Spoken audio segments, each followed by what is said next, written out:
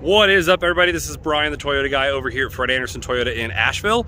And today I just want to take a few minutes to kind of just explore this BMW i3s because it's so freaking weird. Like, I kind of like it. And I've always seen these rolling around, or some version of the i3.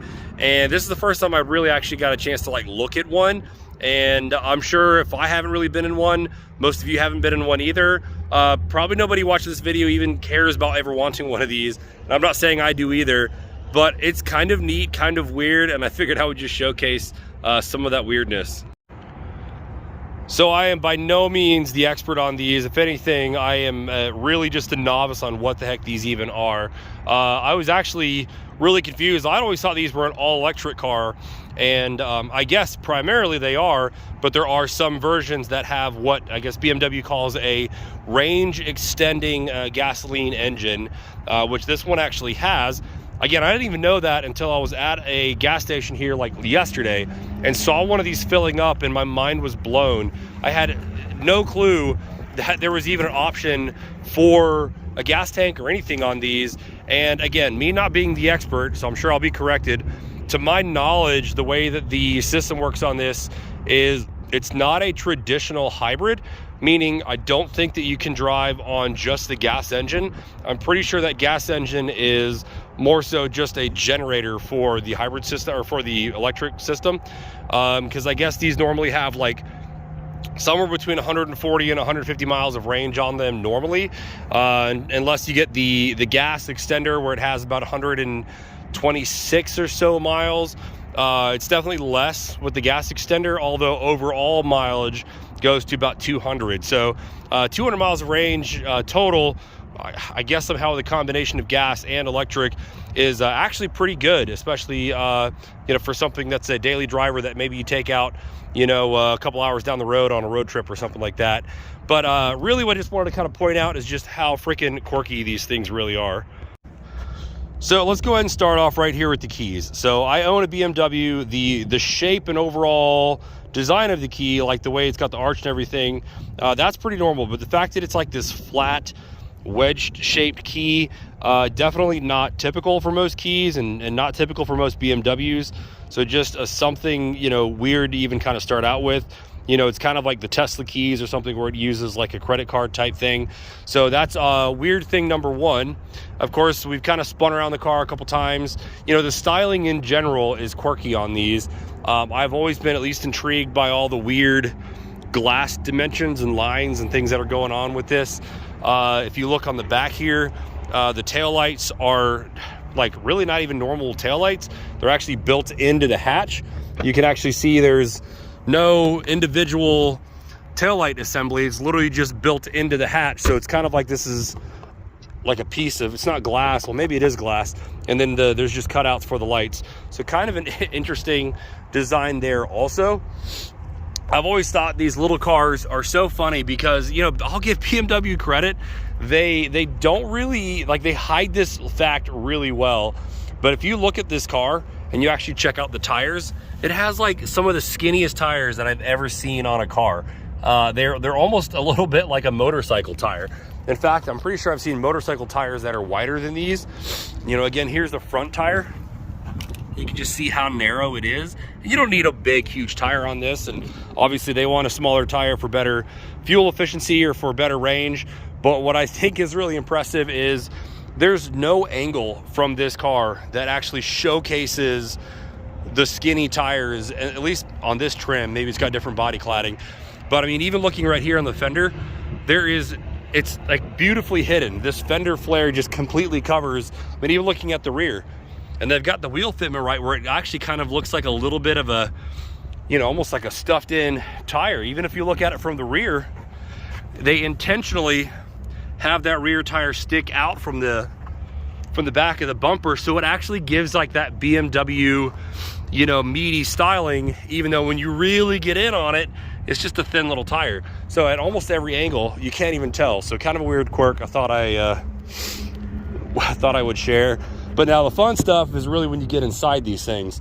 So I've seen a couple of these like peeked in the windows, and they always have just interesting color palettes. And I don't know The trim level, the package, I have no clue. I know this one's a 2019, but I have no clue if this is a mid-grade and entry level, if they're all the same.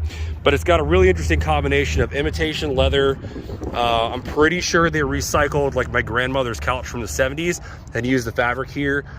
And then they've got this, like, I'm sure it's recycled material because it looks like recycled plastic or recycled like cardboard or corrugated something. So that makes up that part. You can see the same pattern here on the seats, which of course are a very interesting like shell design here, where you've got that same pleather, the same plaid. And then you have, looking at the dashboard, you also have, there's probably some of the best imitation wood I've ever seen, because there's actually a bit of a grain to it. There's actually some texture to it. And then you can see, oddly enough, that same plastic or that same composite is all over that dashboard. So really interesting materials. I have seen newer ones of these that have like a lot better looking buttons and things. Again, this one's a 2019, so it's got a pretty standard looking iDrive system here. I would actually say this little section of the car is about the only thing that is reminiscent of pretty much every other BMW. But as you can see with the rest of the dashboard, everything is just, I'll give them credit, extremely well thought out. I don't know if it's a great design for everyday use, but it looks really cool. They've got this, again, here's that additional wood. I love how it kind of waterfalls down into here. This is actually the glove box here. I was not expecting that. I didn't even know it had a glove box, but I saw the button and that opens. Again, even a quirky pouch for the owner's manuals. You've got this wool and again, some imitation leather, just kind of a really neat pouch. The screen, everything is asymmetric in here. So if you notice, it kind of like comes out like a little swing arm with like a gap. So there's actually like this negative space under here, which I kind of love. Same here with the way it all is. The screen kind of fits right there in the steering wheel. Again, I don't know if it's great for everyday use or not, but definitely unique. Unique steering wheel and an even more unique starting and shifting mode. So let me go ahead and shut the door. So it took me a minute to figure this out, but there's the start stop button. So I don't know if the proper, because I can't reach that with my thumb here. So I guess the proper thing is to either reach through or to use your thumb here is my guess. But there's the start stop button. And then of course, typical BMW makes interesting noises. I've never heard these chimes before, but that's the seatbelt chime. So the shifter isn't here, it's not here, it's this funky thing. So oddly enough, to go into drive, you take this little, I don't even know what you call this paddle thing, and you click it forward into drive. You can see we're moving now. And then to get it to go into reverse, you rotate it back towards you. So it's a little bit like backwards of what I would normally expect to see, where normally, you know, reverse is a little bit like further up on this list of gears, if you will. But it makes sense because you're clicking forward to go drive and you click back to go into reverse. And then to go into park, you just hit the button here. So at least for my 5 minutes in this car, it's a little weird. You know, maybe you reach through here. I can't quite figure out what the intended use case is for how you use the buttons there. You know, I can only imagine it's done like this with your thumb is probably the best use. But a little weird because, I mean, you know, I don't have huge hands, but it's right there, you know, against the steering wheel. I don't know if they're any different in the newer ones or older ones, but, you know, still kind of quirky, kind of cool. Of course, there's the backup camera. Let me see if I can turn that off. So pretty typical like BMW screen for the time. I'm really not too impressed with that. It's just kind of what you'd expect to see. Again, this is the center screen that you get a chance to look at. I'm sure there's ways to cycle through this, and I haven't played with that, but it tells you range and I guess all that kind of stuff. 67 miles, maybe that's 67 miles with gas and 46 miles on just EV. So again, kind of an interesting use case of that. But I'll go ahead and turn this back off. Just kind of talking again more about the design and some of the quirkiness. So I actually really do love the way these door handles are designed. I can totally get on board with the materials. You know, this is like the only piece of like legitimate plastic right here. And then everything else is, I guess this little piece here, I mean, and everything else is that funky recycled plastic or composite, whatever it is. And then this pattern, but I kind of love the shape. Now I end up kind of just grabbing this because it's a little closer and easier to reach, but the actual door handle, the door grab is here. So it's kind of like this tucked in deal right here, and it's actually pretty ergonomic. Both of these handles are. So you can see if I'm in here, I can just reach out and pull it. Or, you know, I'm sure what I'm doing the most, what other people are doing is you just kind of grab from here. And that's a nice solid door panel. So both are a good way to open and close the doors. So again, just a really cool design. And then other stuff that I just never knew from, you know, never being in these is this is kind of like a Mini Cooper style cup holder situation. Like I'm guessing there's a way for this to come out, because I can see there's two little clips where maybe you can move this around, or maybe even have like a box or something else clipped in here. So I'm sure there's some accessories for that second cup holder. If you've been in a Mini Cooper, the newer ones, of course, they kind of have a similar thing where you can move around cup holders. It's like a trick they've got.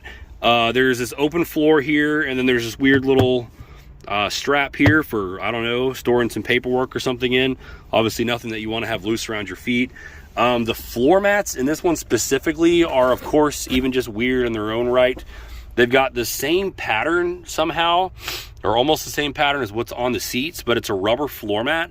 I don't think that these will really translate in video, but it's kind of just a unique floor mat. And of course it has the blue that seems to be synonymous with electrification. But just even a quirky floor mat, there's actually some form of a Velcro that seems to hold it to the floor, which is kind of neat. Let me see if I can get that back in place. All right, that's good enough right there. Let's see what else. Oh, sunroofs. So I'm guessing this opens somehow. Yeah, it does. So check this out. So these have these, kind of reminds me of like a Land Rover or something like that. There's these individual little sunshades here with this big roof panel that separates things. Let's see if I turn this on, what happens. So there's a sunroof dial. So it is it two pieces? No, so weird. So this is one piece of glass. Was not expecting this. You can see there's that center panel in between. So I'm guessing that's for crash tests and rollover and rigidity and all that. But it is interesting because you can have the sunroof open and have each shade open or closed. I was not expecting that to be even quirkier than it actually is. But it's just a really weird sunroof. Again, you got the same kind of pattern up here. The other kind of weird thing is, you know, most seats, this does not have a power seat. I don't know if some do or don't, but to get the seat to move up, you know, most cars you use this kind of handle to like jack it up, but it's weird. It works like an office chair. So let me see if I can show you this. Okay, let's see if this works. So normally, you know, this is that handle and you can see the chair doesn't move. However, if I lift my butt up, oh God, let's see if I can do this.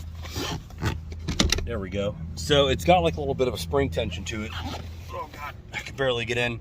So now this chair is up all the way. If I want to have this chair to go down, I just lift this handle and it slides me down to the floor. It's just, again, just something really kind of weird, kind of quirky.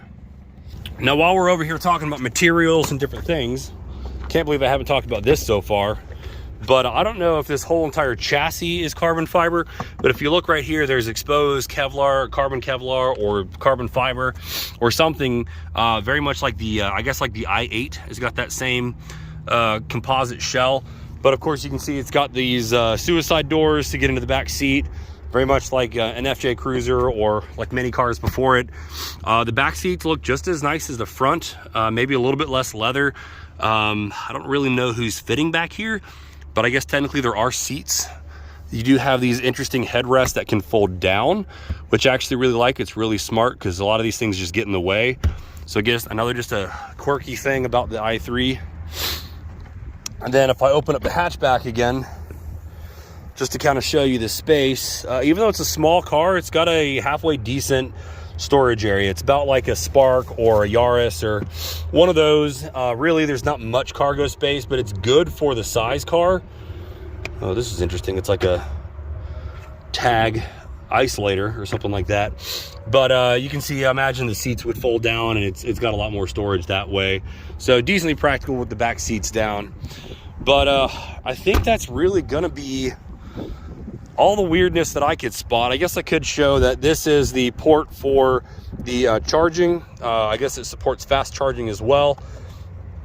So there is that. And then this is what blew my mind when I saw this at the gas station the other day. But I guess the way to find out if these have the range extender is up here. There's a way to get into this, and I'm not quite qualified. It's probably going to be done from inside. Watch me break this thing. Oh yeah, there it is. So there's a button for it there. Let's see if it opens. I don't know what I even did. Oh, okay. So yeah, there is a weird way to unlock it. So yeah, you've got a gas cap, and this is where the gas goes in. I have no clue how much this thing holds. Do not overfill, max capacity 2.2 gallons. So that answers that. And of course, because it's a BMW, it takes like a mid-grade or like a 91 or 93 or whatever is available in your area. Typical BMW there. Runs mid-grade or almost premium on a electric car. Funny thing. And if you're curious, I was curious, so I'll show you guys as well. There is a front trunk, although it's not really much of a storage area. There we go. So you don't have like a traditional front trunk like a Tesla or some of these other cars. This is a perfect spot though, where they obviously have stuck the charging cable. As you can see, it's tucked away in here, and whatever this maybe emergency kit is, there's a tire inflator, and I'm guessing some CO2 or something like that, air, whatever it is. So that's really all that's in here. I guess if you wanted to move this to the back, you could and use this for storage, but I mean, this bag fits in here perfectly. I wouldn't bother with it. Yeah, I did notice that there's these interesting panels here, which are like a mixture of a clip and Velcro that holds things in. So you can see the innards of this front, I don't want to call it an engine bay, but a front whatever panel. And there's like your brake fluid and power steering, and I guess there is some form of a coolant or radiator there. So these kind of clip in. Let's see if I can figure this out one-handed. Yeah, you can almost hear that's like a Velcro. And same thing over here. So there's your washer fluid there, and then you can see there's some form of, I'm guessing that's a high voltage line or something there. Maybe that's part of the 12 volt system. But again, just kind of an interesting like mesh. If you can see, there's light shining through that. Yeah, so it is basically Velcro or hook and loop fasteners or whatever you want to call it. Let's see again if I can do that. So you clip that thing in, clip that one in. Yeah, pretty satisfying clip there actually. And then of course, it is weird. It's got the little gas engine, and I guess that means it technically does have a little grill down there, probably for AC and everything. But yeah, again, just a really quirky car. This one is like right around $32,000 or $33,000. And it's a 19 with, I forget how many miles offhand, but I don't know if that's the right price point for something like this. I mean, it's a BMW, so of course it's going to be a little bit nicer than, you know, like a Nissan or a Toyota, you know, or like the typical Japanese car would be. But it is cool. I don't know how much these are new. My guess is if this one's, you know, 32 or 33 used and it's about 3 or 4 years old, then I'm guessing these things can be 40 to 50, maybe $60,000 brand new, maybe more. I don't know. Again, I have zero knowledge on these cars, minus a few minutes before I basically just pulled this up and shot the video, but really kind of unique. So yeah, I don't know. I found it interesting. Maybe y'all found it interesting as well. I don't know if I'm going to end up selling this car to somebody or how it's going to work, but I thought it was kind of a cool car I wanted to share. And I don't know. I'd love to hear from you guys that are, I'm sure, way more knowledgeable in the comments about these than me. So feel free to correct me. I'd love to know more about these, especially from those of you that maybe own them. But kind of a cool car. If I had like $32,000 sitting around and really wanted to have an electric car, it's weird. I'm sure everybody would give me crap for having something like this, with it being kind of like a small little smart car thing.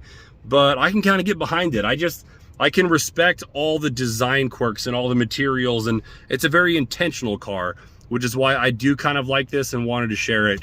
So as always, thanks for watching. Kind of a weird video, different than my normal ones. But either way, thanks so much and have a great day.